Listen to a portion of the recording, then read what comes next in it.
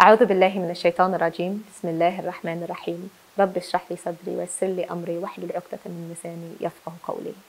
Assalamu alaikum everyone. My name is Dr. Suzy Ismail from Cornerstone, and I'm happy for us to continue our series on Ramadan resilience and understanding our mental and emotional and relational well-being. In yesterday's episode, we spoke about anxiety, and we spoke about a technique that can help us in tackling those anxious episodes and that can calm us down when we are experiencing situations of overwhelm or situations of high uncertainty avoidance, when we fear the future and we don't know what's to come, or when we're really steeped and mired in the past and we're having trouble extricating ourselves from the memories of the past. Now, we mentioned that the first two elements of the 5-4-3-2-1 method utilize two of our senses. The first sense that we tackled was the sense of sight. And we said that it's important to identify 5 things that we can see, whether it's a verse from the Quran, whether it's something that surrounds us, that brings us back good memories, whether it's a picture or a photo that we may place as a screensaver on our phone or our computer, or in a little box that we may call our 5-4-3-2-1 box. Then we talked about 4 things that we can touch. And we talked about the importance of tasbih and being able to use those pressure points to really counteract that negative thought train that's going through our mind. The next aspect of the 5-4-3-2-1 method would be 3 things that we can smell. Now, oftentimes when we're having a panic attack or when we're feeling anxious, people may tell us, take deep breaths, just breathe.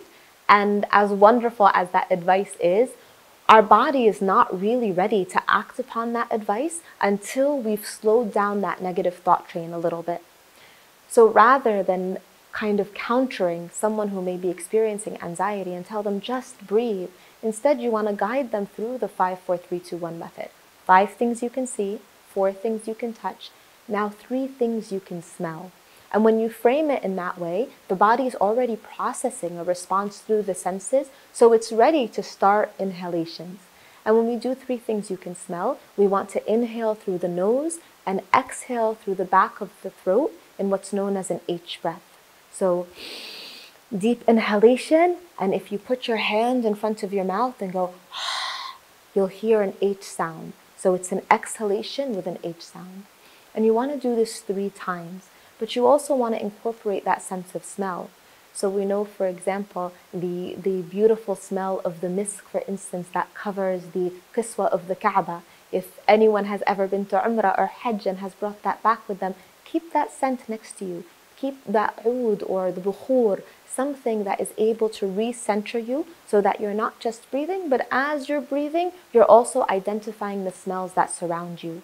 And this is a grounding technique that brings you back to the presence. Our sense of smell can be so potent, and it can remind us of good memories or bad memories. And we want to try to associate positive and good memories with that sense of smell. The next part of the 5-4-3-2-1 method is 2 things you can hear.